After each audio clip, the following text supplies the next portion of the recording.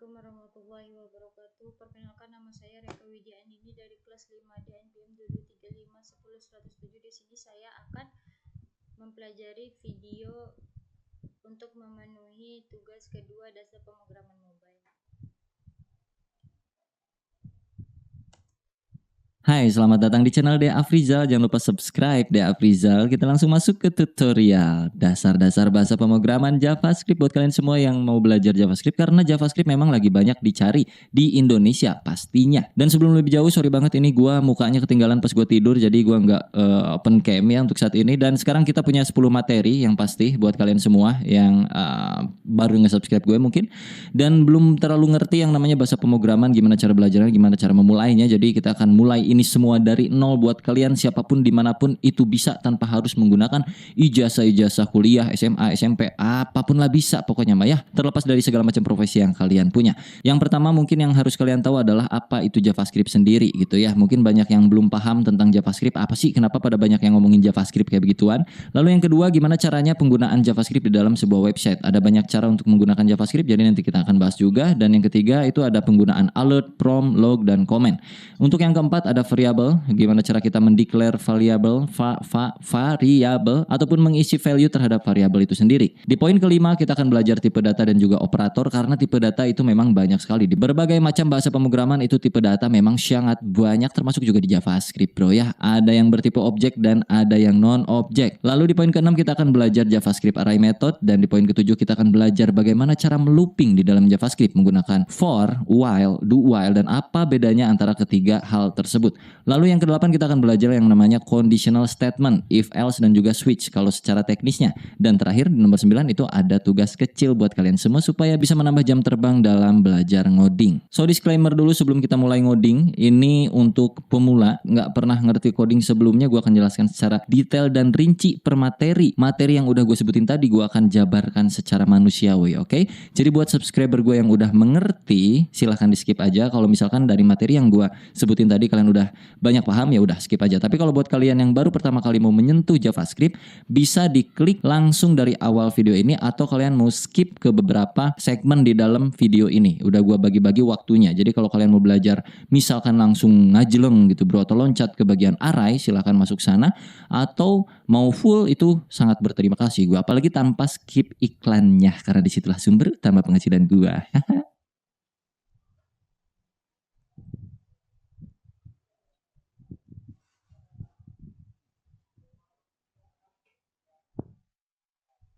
Jadi buat kalian yang belum tahu JavaScript, JavaScript itu bukan sekedar untuk merubah tampilan user interface UI, tapi juga bisa sebagai bahasa pemrograman atau scripting language untuk membuat sebuah game development atau web server atau bikin aplikasi, APK juga bisa. Terus dia juga bisa, ya pasti bisa bikin website jadi lebih interaktif lagi. Jadi dengan JavaScript itu bisa membuat sebuah elemen HTML menjadi lebih dinamik lagi, lebih interaktif terhadap user. Contohnya misalnya bisa komponennya bergerak, di dalam website kalian bisa melihat animasi, itu kurang lebih bisa menggunakan JavaScript. Dan JavaScript ini dipakai di perusahaan untuk kebutuhan-kebutuhan tertentu, pastinya banyak banget, mulai dari IoT, terus misalkan machine learning. Dan untuk mempelajarinya sebenarnya di awal itu cukup mudah, tapi nanti ketika kalian udah mulai masuk dan mulai kecanduan sama JavaScript, disitulah titik letak kesulitannya bro ya. Jadi dinikmati aja, gue jamin kalian bakal bisa ngikutin dari nol sampai video ini selesai. Gue jamin siapapun lu itu, asal dicoba aja dan jangan lupa teliti. Baiklah, kita mulai langsung saja ngodingnya dari awal bro. Ya di sini di desktop kalian bisa lihat tidak ada apa-apa.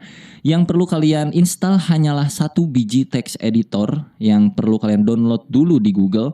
Cari saja di Google itu VS Code namanya bro. Download sendiri manual VS Code, download lah pokoknya mah, pilih sesuai dengan sistem operasi yang kalian punya. Kalau kalian punyanya Windows 10 ya download VS Code-nya untuk Windows 10. Kalau Windows 8 ya untuk Windows 8, kalau Windows 7 ya untuk Windows 7 gitu ya.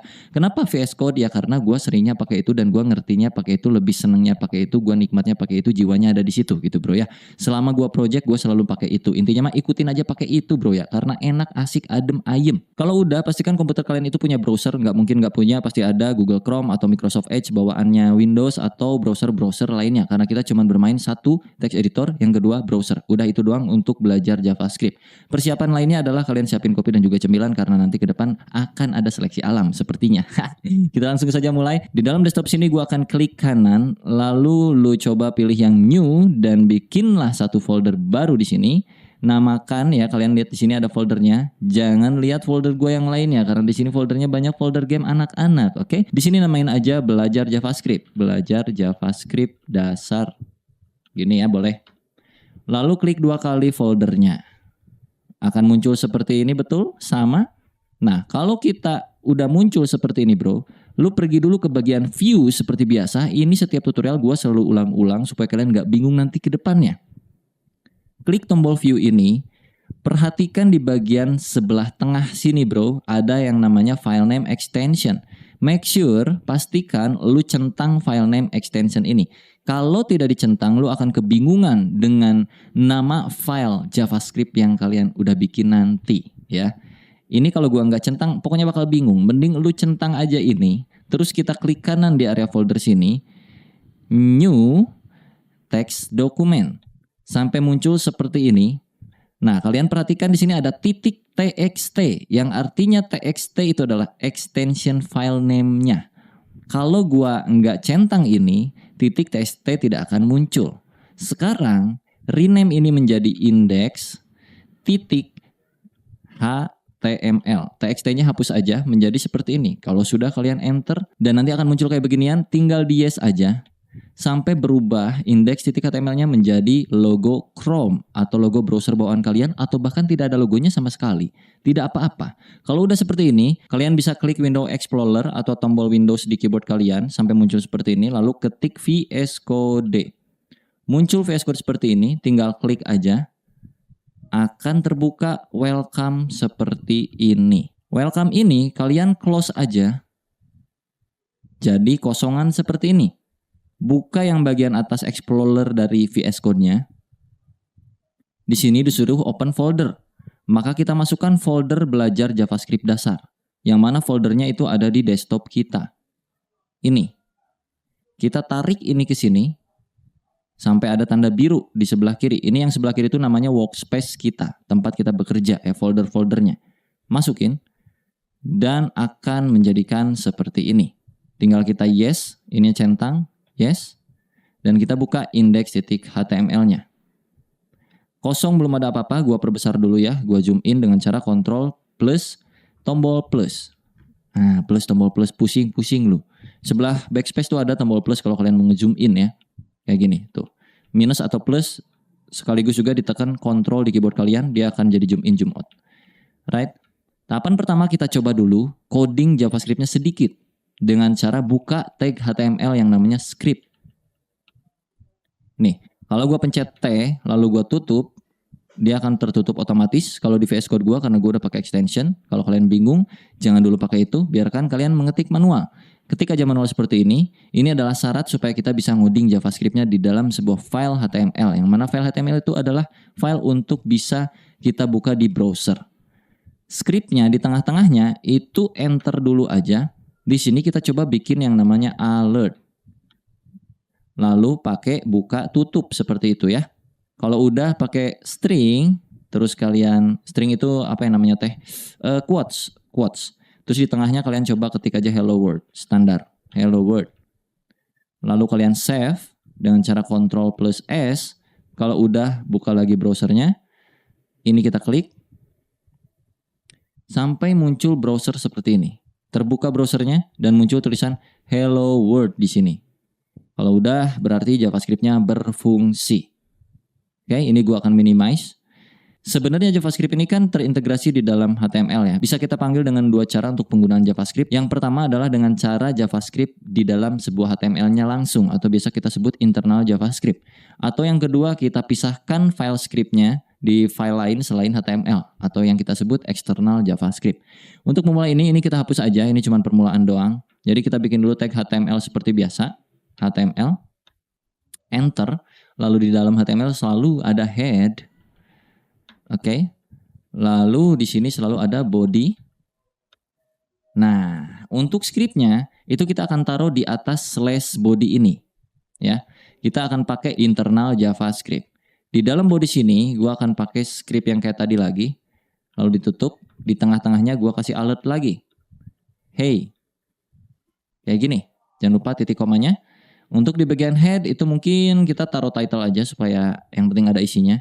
Title Dea Afrizal atau nama kalian. Kalian cuekin warna yang ada di tampilan gua, biarkan ini extension gua ngaco VS Code-nya ya. Pokoknya kalau warnanya beda biarin aja. Kalian coba save dan reload lagi browsernya. Refresh, tombolnya ada di sini. Muncul hey. Oke? Berarti script JavaScript internal kita berfungsi. Karena gua nggak mau internal, gua pengen eksternal. Jadi kita bikin satu file baru di dalam workspace kita sebelah kiri sini. Create aja di sini, ini new file bro, ya, yang ini, klik. Terus kalian bikin yang namanya contohnya apa ya? Main.js. Main itu artinya utama, bukan main bermain, bukan, tapi utama. Enter aja.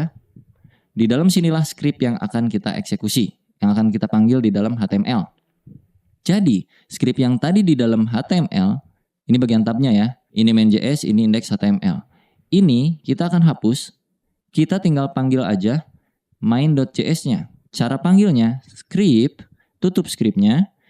Kalian jangan main di tengah sini, tapi main di sebelah sini. Kalian spasi dulu. src. Nah, kayak begini. Pakai quotes. src itu artinya source-nya dari mana nih script nih? Source-nya adalah dari main.js. Jadi kita tinggal ketik aja di sini main.js. Kalau udah di save, supaya tampilan websitenya seenggaknya ada tulisan sesuatu. Jadi kita di sini tulis aja H1 belajar JavaScript dasar. Save. Jangan lupa buka tutup elemennya. Untuk JavaScript-nya seperti ini. Dan ini akan memanggil file main.js. Yang artinya JavaScript yang ada di dalam main.js akan terpanggil otomatis di HTML sini. Jadi kalau gua buka browser, pas gua refresh, dia udah muncul belajar JavaScript dasar tapi belum ada alertnya. Alertnya nggak perlu kita ketik lagi di sini karena kita udah pakai eksternal JavaScript. Yang mana eksternal JavaScript-nya? Yaitu yang main.js. Ini. Di sini kita coba alert. Hey ho. Save. Oke. Kalau sudah kita refresh lagi browsernya. Hey ho-nya udah masuk. Artinya eksternal JavaScript kita sudah berfungsi. Oke, sekarang kita akan belajar yang namanya alert, prompt, log, ataupun comment. Alert itu kurang lebih yang memunculkan ke bagian halaman browser seperti tadi kalau kita refresh. Ini alert, itu bawaan dari JavaScript-nya. Terus ada juga yang namanya prompt, ada juga yang namanya log, dan codingan itu bisa juga di comment, yang artinya tidak akan tereksekusi. Kita mulai dulu ya. Ini kalau kita nggak mau pakai, kalian bisa ketik Ctrl tekan plus slash yang ada di sebelah shift keyboard kanan kalian. Jadinya seperti itu. Atau kalau pusing, di sebelum alert sini kalian pencet aja slash slash. Jadinya seperti ini. Kalau kalian save, terus refresh lagi browsernya, alertnya tidak berfungsi. Yang mana artinya slash slash ini adalah sebuah blok komen supaya codingan kalian tidak akan tereksekusi. Tujuannya apa? Tujuannya untuk memberitahu kepada developer lainnya, kepada programmer lainnya kalau bagian codingan ini adalah codingan apa, misalnya kayak gitu kurang lebih. Dan juga bisa dengan cara seperti ini. Slash bintang. Misalnya sini alert lagi, lalala. Lalu di sini bintang-bintang slash. Yang artinya ini sama saja. Kalau kita refresh, tetap tidak berfungsi. Tapi kalau ini kita buka, dia akan muncul lalala ke sini. Nah, lalala. Oh iya, untuk yang bagian quotes itu bisa quotesnya 1 ataupun quotesnya 2. Kayak yang tadi. Kalau gua kayaknya pakainya 1 aja ya, lalala. Ini bisa 2 seperti ini ataupun bisa 1. Tapi sekarang kita pakainya 1 aja, nggak usah 2. Untuk alert kurang lebih seperti itu. Jadi semoga kalian paham penggunaan alert tuh untuk supaya ada pop-up-nya. Dan yang kedua kita akan pakai yang namanya console log. Console titik log. Misalnya di sini hey ho lagi. Save. Apa bedanya dengan alert? Si console log ini akan muncul ke halaman yang berbeda, bukan di bagian pop-up. Kalau kalian ini save, jangan lupa Ctrl S ya untuk nge-save ya. Kalau nggak di Ctrl S atau nggak di save itu nggak akan berubah. Jadi pas kalian reload di sini tidak terjadi apa-apa, tidak seperti alert bro. Kalau alert kan muncul pop-up. Kalau console log itu ada di bagian sini, perhatikan. Klik kanan di browser kosongan ini, bagian inspect diklik di paling bawah sini, akan muncul seperti ini ya bro, sama kan ya. Pergi ke bagian console sini. Lalu hey ho-nya ada di sini. Nah ini yang dinamakan untuk kebutuhan troubleshooting ke depannya. Biasanya kita kalau kerja itu troubleshootingnya kalau di bagian JavaScript itu via log atau console log seperti ini. Jadi nanti data ataupun apapun yang kita bikin itu biasanya muncul dulu di sini sebelum kita eksekusi untuk munculkan kayak macam fitur-fiturnya ke dalam browser gitu, ke dalam user interface yang bisa dilihat sama orang. Nah kalau di sini itu sebagai troubleshooting atau debugging di dalam proses pengembangan development web, kurang lebih kayak gitu. Lalu di poin ketiga kita kali ini ada yang namanya prompt. Kalau kalian di sini ketikkan prompt, lalu pakai kurung buka kurung tutup seperti ini, lalu di dalamnya string, masukkan misalnya usia Anda, pakai tanda tanya, save, lalu kalian buka lagi browsernya. Prompt itu artinya akan memunculkan pop-up, tapi sekaligus juga menyuruh usernya untuk mengisikan isian pop-up-nya apa. Ini gua close dulu by the way console lognya. Kita refresh. Akan muncul seperti ini. Masukkan usia Anda, taruhlah di sini 30. Oke. Tidak terjadi apa-apa karena kita belum melakukan apapun terhadap sintaks yang udah kita bikin saat ini, bro. Baru cuman kayak ginian doang ya, pastinya belum ada apa-apanya dong, belum ada interaksinya.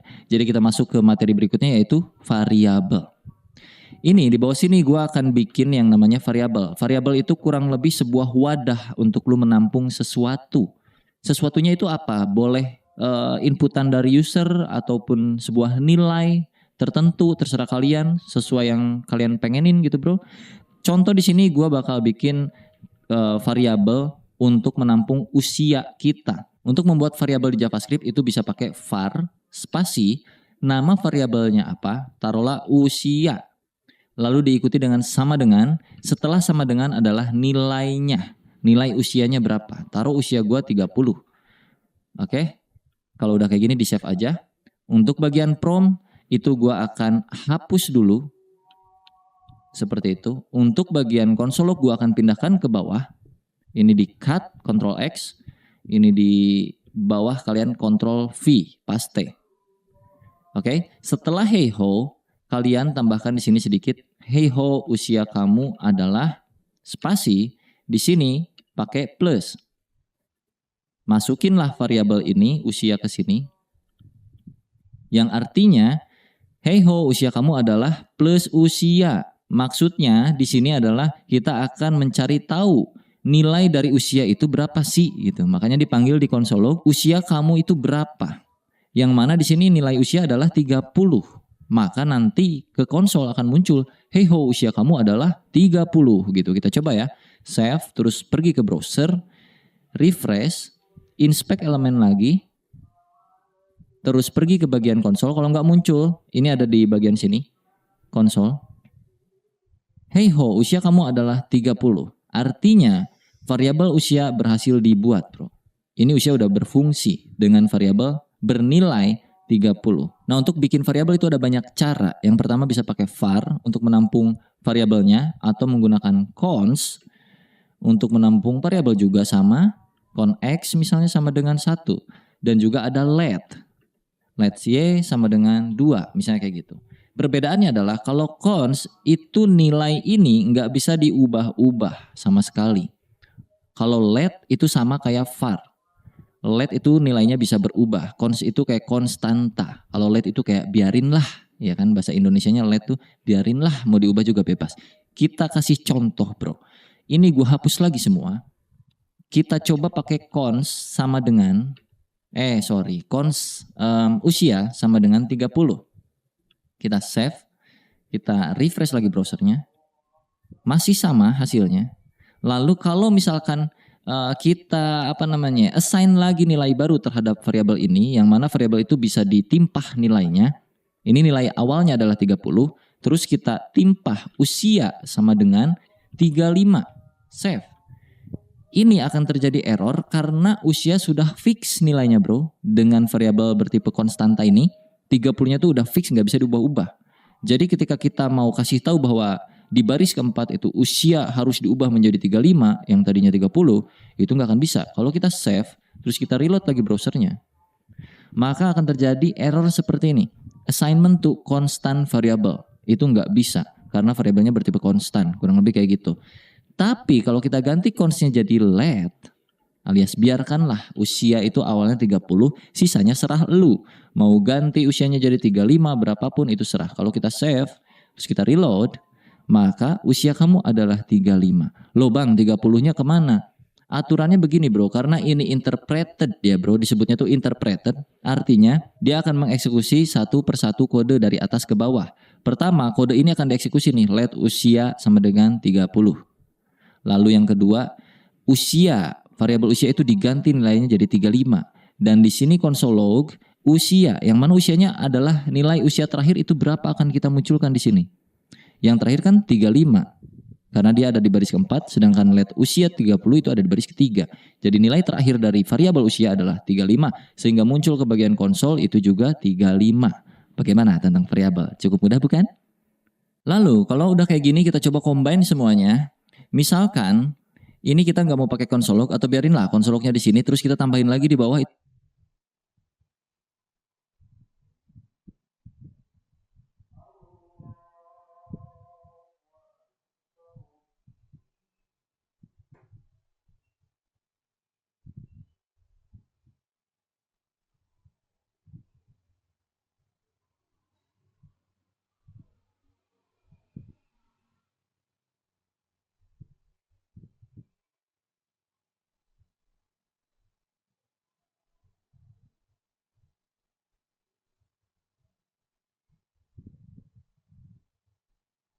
Itu bisa pakai misalnya alert usia, save. Jadi pas kita refresh browsernya 35. Oke. Kalau di konsol itu tetap hey ho usia kamu adalah 35. Nah, kalau pengen misalkan kayak yang di konsol ada tulisannya sama aja. Di sini lu kasih kayak begini, tambahin plus juga. Di sininya lu kasih aja kayak macam usia kamu adalah save, reload lagi. Usia kamu adalah 35. Betul?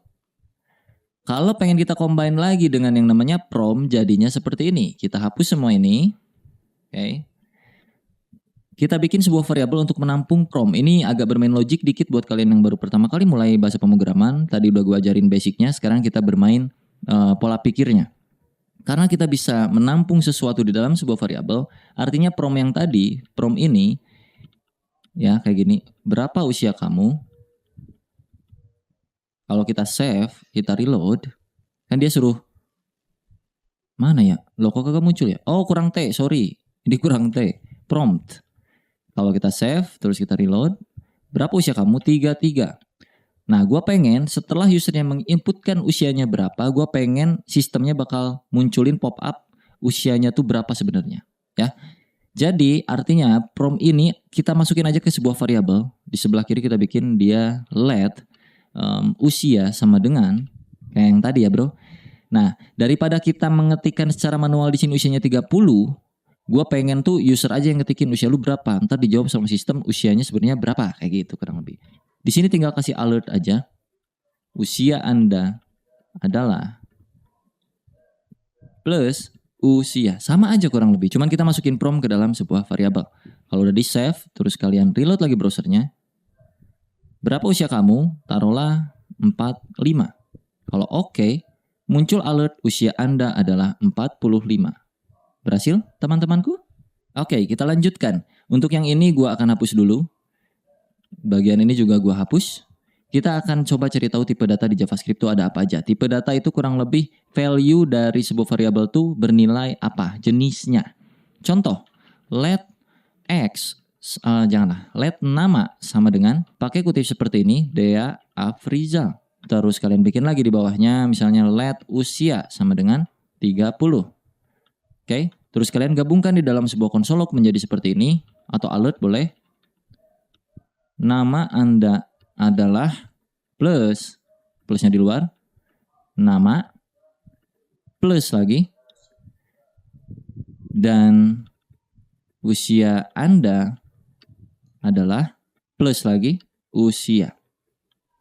Kalau di save menjadi, nama Anda adalah Dea Afrizal dan usia Anda adalah 30. Oke, nama ini bertipe string. Gue akan kasih komentar di sini. Tipe string. Usia berarti tipenya adalah integer atau number.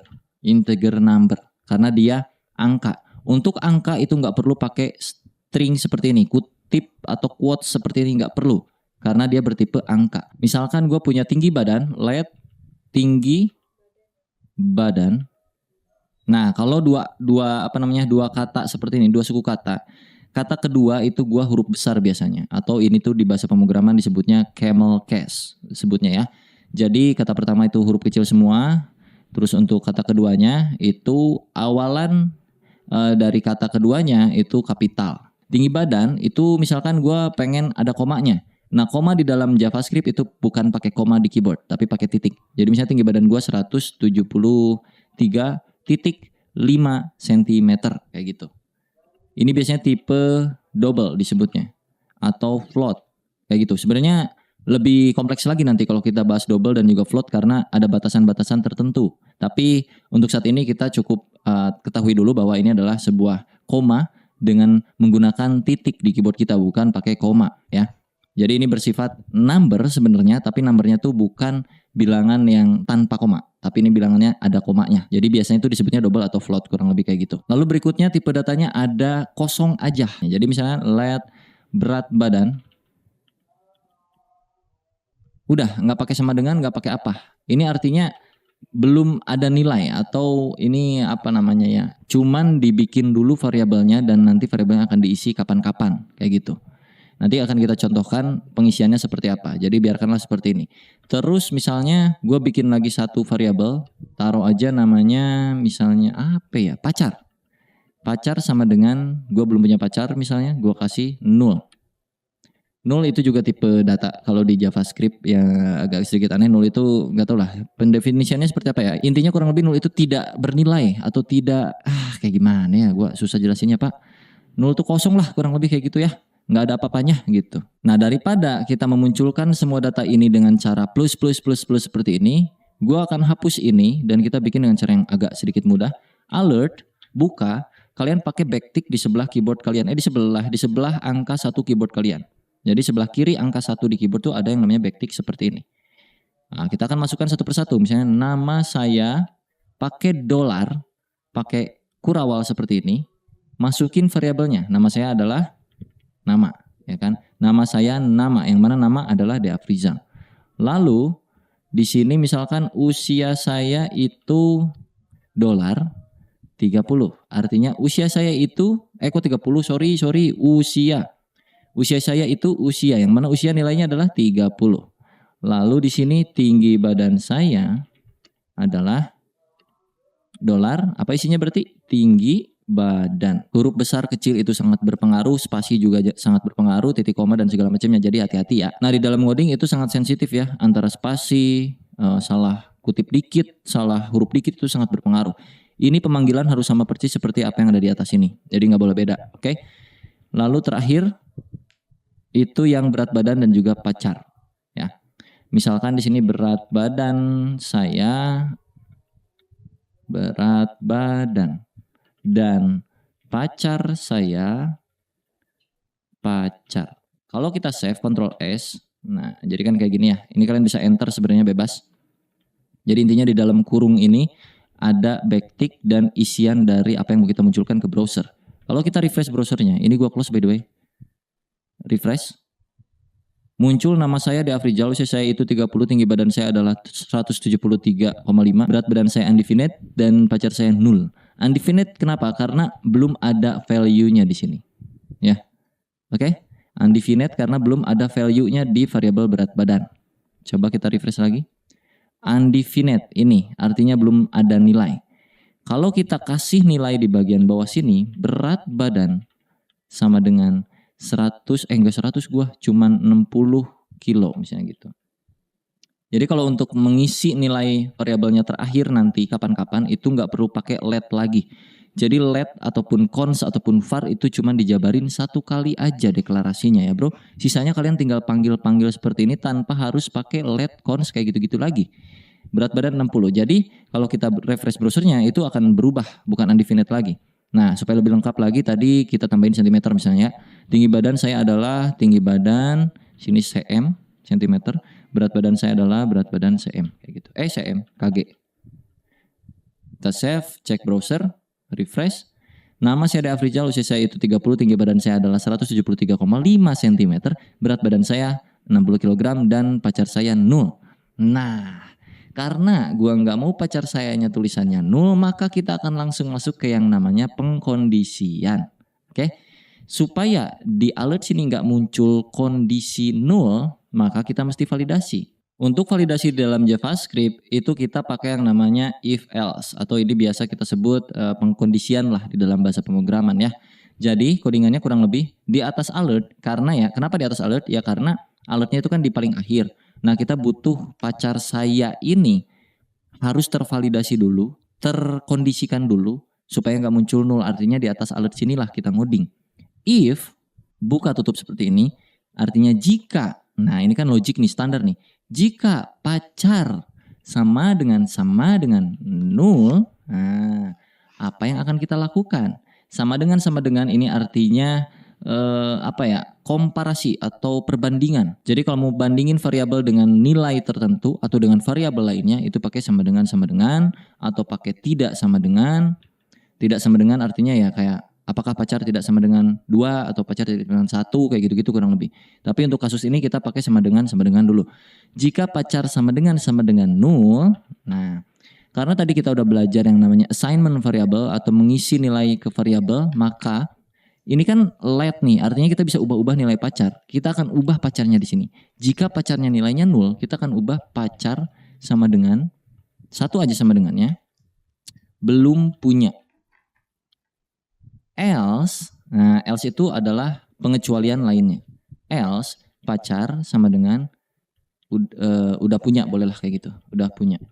Jadi kalau dibaca kurang lebih kayak gini. Jika variabel pacar itu bernilai 0, yang mana yes, saat ini variabel pacar itu bernilai 0, jadi otomatis akan masuk ke kondisi pertama yang if ini. Ya, karena kondisi dari variabel pacar memang nilainya adalah 0. Jadi pacar akan diganti nilainya menjadi belum punya. Yang tadinya 0 jadi belum punya. Tapi kalau pacar itu bukan 0, yang mana itu adalah di dalam else. Else itu artinya selain dari kondisi yang pertama. Kondisi pertamanya kan pacar sama dengan 0.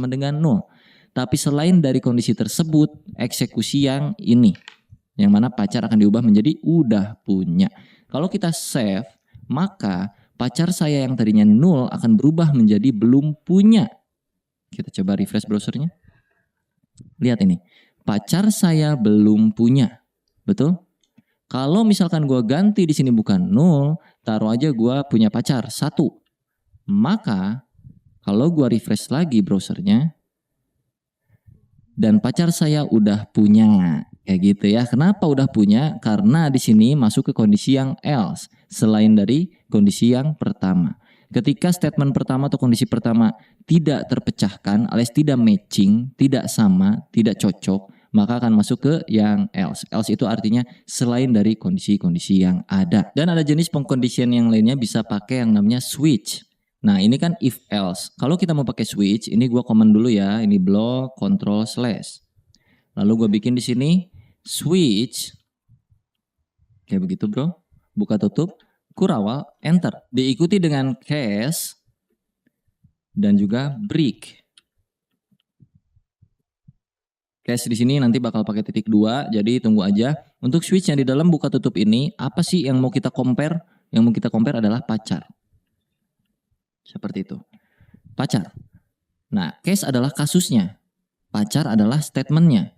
Jika pacar dengan perilaku seperti apa di sini, misalnya gitu ya. Jika pacar case-nya 1, nah titik 2, apa yang akan dilakukan? Contoh di sini gue akan melakukan replacement lagi. Pacar diganti jadi punya 1, 2. Aku cukup playboy. Gitu. Lalu kita break lagi di sini. Lalu di sini ada kondisi default. Default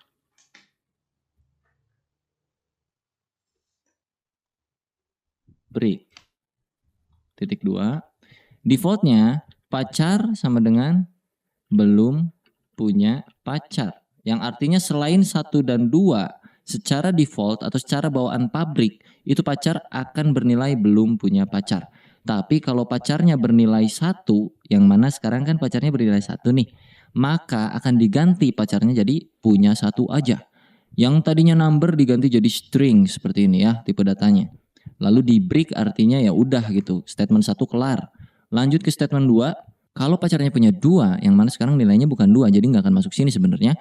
Tapi kalau andai kata dia 2 nilainya, maka akan masuk ke sini. Replacement variabel pacar menjadi string dengan isian nilai punya pacar 2, aku cukup playboy. Dan kondisi standarnya jika tidak memenuhi nilai 1 dan nilai 2, maka kondisi default dari pacar adalah bernilai belum punya pacar. Kalau kita save, kita reload lagi browsernya. Nama saya Afrizal, usia saya 30 dan berat badan bla bla bla bla bla, dan pacar saya punya 1 aja. Oke? Sesuai ya, karena di sininya juga 1 dan masuk ke kondisi yang 1. Nah, kalau di sini gua ganti jadi 2. Kita save dan kita coba refresh browsernya, harusnya masuk ke kondisi yang ini ya. Yang playboy. Kita coba reload. Boom. Aku cukup playboy ya. Saya punya pacar 2, aku cukup playboy. Dan kalau misalkan di sini gua ngacoin segini misalnya. Sorry. Gua save, selalu masuk ke bagian sini karena nggak match ke maksudnya nggak masuk ke kondisi pertama, nggak masuk ke kondisi kedua. Jadi akan selalu masuk ke yang default. Mau ini isinya apapun selain 1 dan 2. Belum punya pacar. Kita coba refresh. Belum punya pacar. Kurang lebih kayak gitu. Sama aja sebenarnya kayak if else, cuman kalau yang switch itu pengkondisiannya kayak gini aturan mainnya. So gue akan balikin ini pakai if else lagi karena menurut gue lebih relevan aja kalau untuk kasus seperti ini pakai if else. Gue delete ini dan kita buka yang ini dengan cara Ctrl/. Oke, kita akan tambahkan 1 alert lagi di sini untuk memunculkan saldo kita ceritanya. Jadi gue akan bikin di sini 1 variabel baru di bawah sini. Let saldo awal sama dengan misalkan gue punya duit 50.000. Let saldo tambahan sama dengan 3 atau 80.000. Oke. Lalu gue akan bikin alert baru di sini untuk memunculkan saldo awal dan saldo tambahan. Pakai backtick lagi.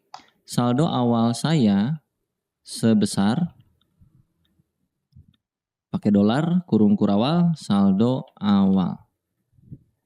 Dan saldo tambahan yang akan saya miliki sebesar dolar kurung kurawal saldo tambahan. Save dulu. Jadi kita punya 2 alert dan kalau udah di save kita cek lagi browser. Alert pertama itu akan muncul duluan seperti yang tadi. Lalu pas di OK akan muncul alert kedua. Saldo awal saya sebesar 50.000 dan saldo tambahan saya yang akan saya miliki sebesar 80.000. Kalau kita OK berakhir. Nah, kita tambahin dulu RP di sini biar agak enak ya. RP titik dan juga RP titik sebelah sini biar lebih relevan. Refresh. Oke. Saldo awal saya sebesar 50.000 dan juga saldo tambahan sebesar 80.000. Gua pengen di sini kita tambahkan jadi total saldo yang saya miliki adalah sebanyak titik-titik gitu ya. Titik-titiknya gimana caranya? Kita akan bermain yang namanya operator di sini, Bro. Untuk tahu berapa totalnya berarti kan tinggal ditambahin aja. Nah, cara menambahkannya kita bikin dulu 1 variabel penampung nilai akhir dari saldo kita. Kita akan pakai cons di sini. Nilai saldo akhir sama dengan saldo awal ditambah saldo tambahan. Artinya, variabel saldo akhir adalah sebuah rumus. Rumusnya adalah saldo awal ditambah saldo akhir. Kayak Microsoft Excel, bro. Kurang lebih kayak gitu. Kalau di save, jadi di sini sebanyaknya adalah sebanyak RP titik panggil kurung kurawal saldo akhir. Kalau udah di save, kita cek lagi ya ke browser, refresh, oke. Dan saldo akhir yang saya miliki adalah sebanyak 130.000 rupiah. Sudah sesuai. Apakah kalian berhasil? Oke, kita akan lanjutkan lagi. Misalkan di sini kalian punya hutang. Jadi kita akan bermain yang namanya operator ya kan, plus minus kali bagi kayak gitu-gitulah standar. Sebenarnya kalau di codingan untuk level yang saat ini nggak begitu rumit. Jadi taruhlah di sini kalian punya hutang, cons hutang sama dengan kalian punya hutang misalnya 30.000 dah. 30.000. Artinya saldo akhir itu apa? Saldo awal ditambah saldo tambahan dikurangin hutang. Betul? Kurangin hutang. Jadi mestinya 5 plus 8 kan 13 nih. Dikurangin 30.000 jadinya 10.000 harusnya 100.000 terakhir ya kan. Kita coba reload lagi browsernya. Reload yang kedua. Nih. Jadi saldo yang saya miliki adalah sebanyak 100.000 rupiah karena ada hutangnya. Kalau misalkan pengen kali-kalian ya udahlah kalian bikin lagi aja di sini misalnya cons X sama dengan 3, cons Y sama dengan 5, cons Z sama dengan X dikali Y. Misalkan kayak gitu. Untuk memunculkan Z-nya berarti tinggal di sini alert Z. Atau kalau pengen lebih bagus lagi ya kayak pakai backtick lagi tadi gitu bro. Misalkan nilai X sama dengan X. Dan nilai Y sama dengan Y. Maka hasilnya adalah Z. Ya. Nilai X sama dengan X dikali nilai Y sama dengan Y. Maka hasilnya adalah Z. Kalau kita save, alert pertama itu akan muncul yang ini. Sisanya sama aja kayak tadi. Pas kita reload, nilai X sama dengan 3 dikali nilai Y sama dengan 5, maka hasil akhirnya adalah 15. Kalau dibagi, ini kita bagi. Misalnya X dibagi Y. Taruhlah X-nya 9, Y-nya 3. Jadi kalau kita save, otomatis ini ganti dulu nih. Tadinya kali, jadi dibagi. Nilai X dibagi nilai Y, maka hasilnya adalah, kita refresh. Nilai X sama dengan 9 dibagi nilai Y sama dengan 3, maka hasil akhirnya adalah 3. Kalau misalkan ininya 2 gimana kan 9 bagi 2 susah tuh 4,5 munculnya apa di sini kita coba aja save gitu bro. Reload lagi browsernya. Nah nilai X sama dengan 9 nilai Y sama dengan 2 maka hasil akhirnya 4,5 berubah tipe datanya yang tadinya integer menjadi float atau double atau desimal gitu kurang lebih ya walaupun sebenarnya sama-sama aja masih number juga number. Oke karena ini udah mulai mumet kita hapus semuanya ingat-ingat aja atau kalian playback videonya ulang lagi ke belakang. Kita akan belajar ke tahapan berikutnya yang namanya array. Variabel bersifat array. var mah jadul ya. Jadi var itu udah nggak terlalu dipakai sekarang di JavaScript. Disebutnya udah deprecated gitu ya bro. Dan sekarang itu diganti ke let jadinya untuk standarnya. Kok cat sih let. Dan cons ya let dan cons. Taruhlah di sini kita punya let nama guru sama dengan untuk array itu kita pakai kayak beginian siku-siku. Di dalam array itu bisa menampung banyak nilai. Ya, jadi satu variabel array itu bisa menampung nilai berjumlah banyak. Nilainya mau apapun bebas. Taruhlah nama guru pertama adalah Jody. Ya, pakai quotes dulu seperti biasa di dalam siku ya. Setelah quotes itu pakai koma, artinya ini adalah nilai kedua dari variabel nama guru. Yang pertama Jody, yang kedua bunga, lalu koma lagi, spasi, quotes lagi. Misalnya ini siapa Rahman. Dah 3 biji aja dulu. Lalu kalau kita alert nama guru. Save. Reload lagi browsernya. Refresh. Jody bunga Rahman. Oke. Array itu selalu kaitannya sama siku-siku. Jadi kalau misalkan kita mau manggil array yang ke pertama ini. Jody. Maka di sini kita pakaiin siku seperti ini. Jody itu ada di urutan keberapa? Ini urutan pertama, ini urutan kedua, urutan ketiga. Itu secara bahasa manusia. Tapi kalau di dalam bahasa pemrograman, itu angka pertama mulai dari 0. Jadi urutan pertama itu bukan 1, tapi 0. Ini 0, ini 1, ini 2. Kalau kita mau manggil Jody, itu di sininya berarti 0. Artinya nama guru yang muncul ke bagian pop up itu hanya nama guru dengan urutan ke 0. Ini namanya array ya bro ya. Kita coba reload. Jody yang muncul di sini.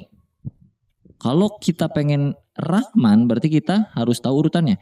Jody bunga Rahman. Rahman ke bukan ketiga bro, tapi kedua karena dari sini kan 0 1 2. Jadi di sininya pakai 2 seperti ini. Save. Kita reload lagi. Pel. Rahman. Kalau bunga berarti dia ada di nomor 1. 0 1 2. Save. Kalau kita reload bunga. Berhasil ya. Nah kalau kita mau tambahin isi arraynya itu kayak gimana? Bisa di sini kayak gini lagi atau kita bisa tambahkan di luar. Contoh, di sini gue pengen nama guru itu bertambah dari tadinya 3, sekarang kita tambahin beberapa biji, 2 misalnya. Jadi kita ketik aja nama guru titik push, yang artinya push itu untuk masukin nilai baru ke dalam sebuah variabel array. Nah, push ini push kemana? Push ke nama guru. Masukin di sini string secara langsung. Taruhlah kita akan memasukkan Dea dan juga kita akan memasukkan Fikri. Kalau kita save, jangan lupa pemanggilannya kita munculin semua dulu. Supaya memastikan bahwa Dea dan Fikri masuk ke dalam list nama-nama guru. Karena kita udah push lewat metode ini. Kita save dan reload browsernya. Sekarang sudah bertambah Jody, Bunga, Rahman, Dea, Fikri. Kalau kita mau hilangkan nilai pertama di dalam array ini, urutan ke-0 ya, urutan pertama atau indeks ke-0, itu disebutnya, urutan tuh disebutnya indeks kalau di bagian looping lagi. Kalau di bagian apa nih namanya teh? Array. Jadi indeks ke-0 itu Jody akan kita hapus dengan cara seperti ini. Nama guru .shift yang artinya Jody akan hilang. Sekarang kita reload lagi. Bunga, Rahman, Dea, Fikri. Jodinya sudah hilang. Betul? Kalau misalkan yang terakhir pengen dihilangkan, si Fikri ini kan yang terakhir nih. Kalau kita mau hapus, berarti pakai di sininya nama guru .pop untuk menghapus yang terakhir. Jadi kalau menghapus yang awal itu shift, kalau menghapus yang akhir itu pop. Kalau kita reload, sekarang cuma ada Bunga, Rahman, dan Dea. Bunga, Rahman, dan Dea. Kita juga bisa menggunakan metode lain untuk membuat array. Contohnya misalkan kita punya variabel yang nilainya masih kosong, arraynya. Let nama guru sama dengan kosong seperti ini. Lalu kita isi di luar. Nanti isinya misalnya kayak gini. Nama guru indeks ke-0 atau urutan pertama itu siapa? Misalnya Dea. Nama guru urutan ke-2 atau indeks ke-1 itu misalkan Fikri. Lalu kalau kita alert nama gurunya, maka yang terjadi adalah kalau kita refresh, Dea dan Fikri. Jadi sama aja kayak tadi, tapi ini karena kebetulan nama gurunya itu bersifat let, artinya bisa ditimpah lagi nilainya. Jadi yang awalnya nilainya kosong itu kita isi dengan cara seperti ini. Yang artinya nama guru di urutan pertama itu diisi dengan Dea. Nama guru di urutan kedua alias indeks 1 itu diisi dengan nilai Fikri. Kalau misalkan kita mau hapus lagi nilai pertama itu sama aja nama guru titik apa tadi? Shift. Jadi Dea bakalan hilang. Refresh. Fikri doang tersisa. Kalau pengen hapus Fikri berarti pop. Kayak gitu. Refresh, sisa Dea. Kurang lebih kayak gitu bro. Oke, sekarang kita akan hapus ini semua karena kita akan belajar yang namanya looping. Yang pertama kita akan belajar yang namanya for loop. Jadi looping ini untuk mengulang sesuatu berkali-kali. Kita contohkan dulu kalau tanpa for loop ya. Misalkan di sini gue punya alert atau punya console log deh. Kita main console log sekarang. Nama saya Dea. Oke, save. Terus kita buka browser. Bagian inspect element kita cek kalau console log seperti biasa. Pergi ke sini. Nama saya Dea. Nah kalau gue pengen nama Dea-nya muncul 3 kali. 1, 2, 3 dengan cara copy paste aja gitu bro ya. Ini di blok, Ctrl C, Enter, Ctrl V. Enter lagi Ctrl V, enter lagi Ctrl V. Untung gak salah nyebut anjir. 1, 2, 3, 4. Sebanyak 4 kali karena dia terlooping sebanyak 4 kali. Kita coba reload. Ya kan? 1, 2, 3, 4. Nah kalau dengan for kita nggak perlu capek-capek ngetik satu persatu seperti ini. Oke, jadi tahapan pertamanya adalah kalian ketikkan for yang artinya tuh untuk melooping ya. Yang artinya kita akan mengulang data sebanyak sekian kali terserah kita maunya berapa. Jadi tahapannya ada 3 biji statement yang harus kalian tulis di sini. 3 statement. Statement pertama itu ya udah langsung aja sini ya. Kita bikin satu variabel. Statement pertama itu untuk initialisasi variabel. Jadi taruhlah di sini ada variabel bernama i dengan nilai awal sebanyak 1 atau 0. Nilai i awal tuh 0. Titik koma. Lalu statement keduanya adalah perkondisiannya. I akan berhenti ketika kapan? I akan berhenti jika I kurang dari sama dengan 10 misalnya, titik koma. Lalu apa yang akan kita lakukan? Di sini adalah I sama dengan I plus 1. Contohnya seperti ini. Lalu pakai kurung turawal. Ntar gua bacain deh kayak gimana keterangannya ya. Dan di sini kita akan melooping console.log sebanyak berapa kali di sini? 10 ya. Dengan isian Dea Afrizal. Jadi kalau ini dibaca kurang lebih variabel pertama itu i bernilai 0 di awal kali sebelum ini terlooping. Lalu jika i-nya kurang dari 10, maka apa yang akan dilakukan? I-nya akan ditambahkan nilai i ditambah 1. Yang artinya misalkan ya 0 terus akan terlooping sekali berarti 0-nya plus 1 jadi 1. Lalu 1 akan lanjut lagi menjadi 1 plus 1 jadi 2. 2 akan dilanjut lagi jadi 2 plus 1 jadi 3 sampai mencapai ke kondisi yang ada di tengah sini, statement kedua. Yang mana statement kedua adalah kondisinya. Jadi I akan berhenti kalau nilai I-nya itu kurang dari 10. Sorry kalau kayak gini berarti kalau kita baca itu nilainya nggak akan sebanyak 10 tapi sebanyak 11 karena di sini mulainya dari 0. 0 sampai ke 10 itu akan jadi 11 ya nggak 0, 1, 2, 3 lu hitung deh itu bakal 11 nilainya. Tapi kalau di sininya 1 sampai ke kurang dari sama dengan 10 artinya dia akan mencapai 1, 2, 3, 4, 5, 10 berarti 10 biji DA Afrizalnya. Jadi kalau kita save dan kita reload ini akan muncul sebanyak 10 kali. Nah 10 DA Afrizal. Kalau misalkan ininya 20 maka ini akan berubah jadi 20 DA Afrizal. Itu untuk perulangan menggunakan for. Yang fungsinya supaya kita nggak harus ngetik konsolog sebanyak 20 kali ya kan. Ya kali lu ketik 20 biji anjir konsolog sepanjang itu males juga ya kan. Jadi mending di looping aja sebanyak ini gitu kurang lebih bro. Nah kalau misalkan kita punya data array di sini cons. Misalkan nama guru yang tadi ya sama dengan Dea, Fikri, misalkan Retno sama Bunga. Ada 4 ya kan. Terus kita konsolog ini, taruhlah ini gue komen dulu, gue konsolog nama gurunya di sini, konsol.log nama guru. Yang muncul ke bagian konsol akan menjadi seperti ini, ya 0, 1, 2, 3. Nah sedangkan nanti ketika kalian kerja itu kasusnya nggak akan kayak gini, pasti harus di mapping disebutnya tuh. Nah salah satu cara mappingnya tuh bisa dengan banyak metode pastinya, tapi bisa juga pakai for. Kalau pakai for artinya begini. Ini gua hapus dulu konsolnya. Kita buka lagi for-nya. I itu pertama bernilai 1. Lalu I kurang dari 20. Nah ini 20-nya kita ganti nih. Supaya kita bisa mapping data ini. Sebanyak jumlah data yang ada di array sini. Nah untuk mengetahui jumlah data yang ada di array sini. Kita konsolog dulu di sini. Console.log nama guru.length. Yang artinya supaya kita bisa tahu jumlah panjang data dari sebuah array. Oke. Kalau kita reload. Maka ada 4 nih jumlah datanya. Nah supaya dinamis 20 ini kita ganti jadi nama guru.length titik length. Nama guru titik length. Kayak gitu. I sama dengan I plus 1 atau kita bisa ganti dengan cara I plus plus. I plus plus itu artinya I sama dengan I plus 1. Penulisan di sebuah codingannya biar lebih sederhana pakai I plus plus. Untuk bagian konsolog kita bisa hapus aja. Nah, lalu kita konsolog di sini nama gurunya. Ini hapus isiannya. Nama guru dalam kurung alias siku-siku gitu karena kita mau memapping datanya sebanyak I. Ya, sesuai dengan apa yang ada di dalam sini. Kalau kita reload maka Fikri, Retno, Bunga undefined. Undefined itu siapa? Dea. Kenapa? Karena mulainya dari 1 bukan dari 0. Jadi kita mulai dari 0.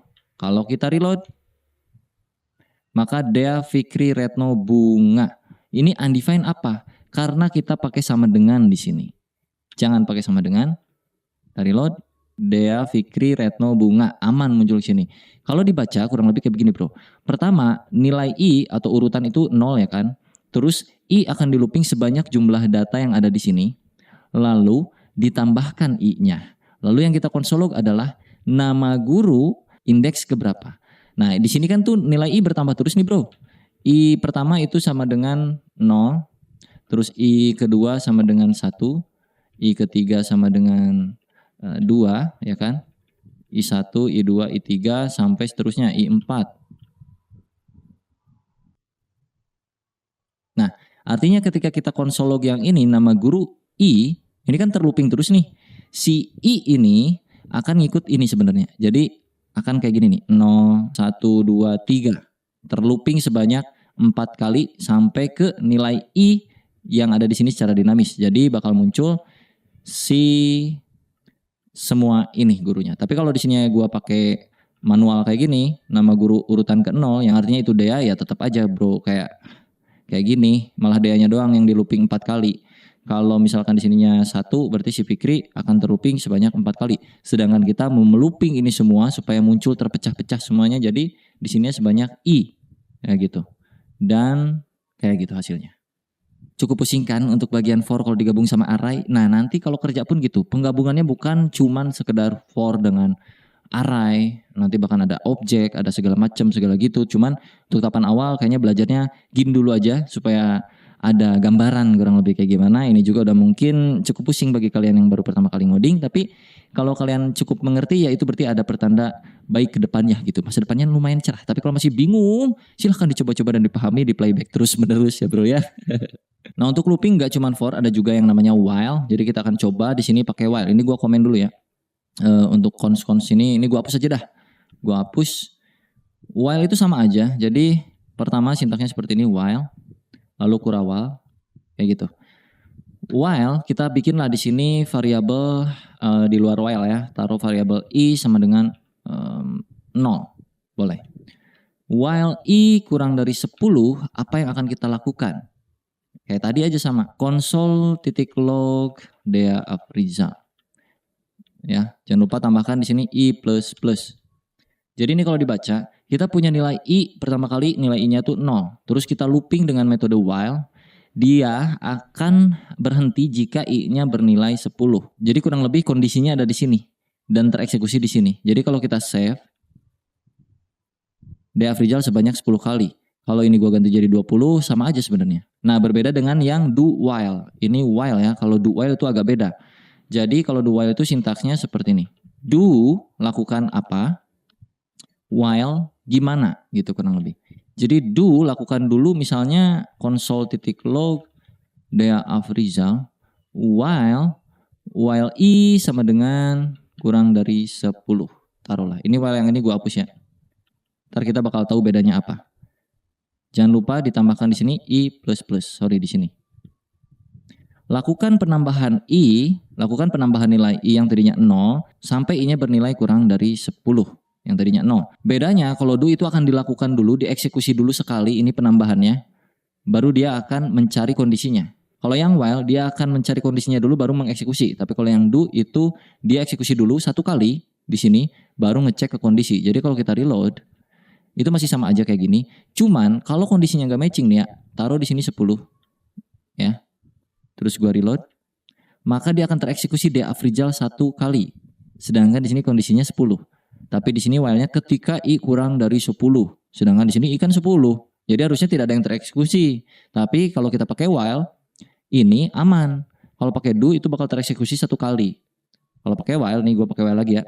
While i kurang dari 10, lakukan i++ console.log Dea Afrizal. Nah, kalau tadi kan muncul ya Dea Afrizal di sini. Ini kalau gua reload, dia nggak akan muncul karena dia itu akan mencari kondisi ini dulu. Ya, kondisinya ini kan nggak cocok bro. I kurang dari 10 kan nggak. Ini kan 10 sama dengan 10, bukan kurang dari 10. Kurang dari 10 itu 9, 8, 7, 6, 5, 4, 3, 2, 1 kayak gitu. Nah, jadi si while itu nggak akan mengeksekusi codingan yang ada di dalam sini kecuali kondisinya cocok. Tapi kalau do while mau kondisinya kayak gimana pun dia akan mengeksekusi terlebih dahulu satu kali, baru dia akan pergi ke kondisinya. Gitu kurang lebih ya. Oke, untuk terakhir ada tugas kecil buat kalian semua. Jadi tugasnya kurang lebih kayak begini. Akan gua contohkan. Pertama, kita akan pakai yang namanya prom untuk mengetahui ya. Sorry, ini kita ganti tugas kecil.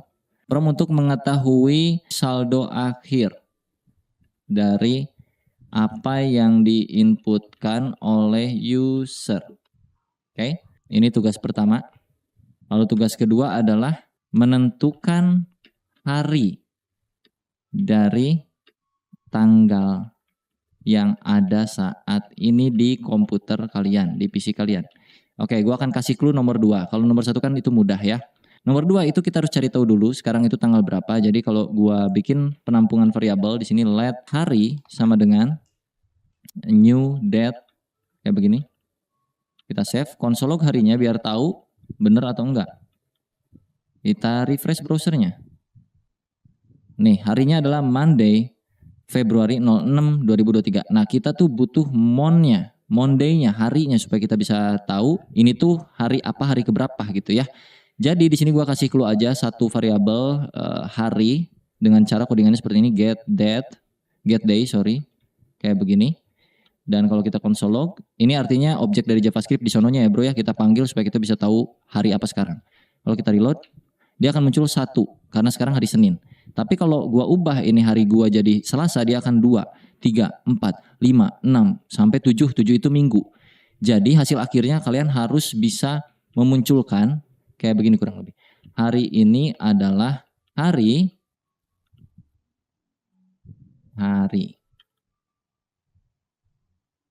ini adalah hari 1. Nah, satunya ini ganti jadi Senin. Ya, kalau 2 berarti jadi Selasa. Kalau 3 jadi Rabu kayak gitu-gitu. Ini mau konsolog, mau alert juga boleh. Terserah kalian. Tugasnya kurang lebih itu aja untuk kalian. Silahkan diulik semuanya. Dan nanti kalau udah kelar silahkan tag Instagram gue dea.afrizal. Kalian tag aja hasil tugasnya untuk nomor 1 dan nomor 2. Kalau berhasil gue akan restory ya bro ya. Kurang lebih kayak gitu untuk belajar JavaScript di video kali ini. Mungkin nanti akan ada lanjutan di part 2-nya masih untuk pemula sampai nanti kita akan belajar yang advance seriesnya. Semoga bermanfaat buat kalian. Jangan lupa diklik tombol subscribe-nya dan juga loncengnya karena gue akan update terus setiap hari seputar bahasa pemula. Semoga harimu menyenangkan. Salam God bless, kurung kurawal, bye-bye.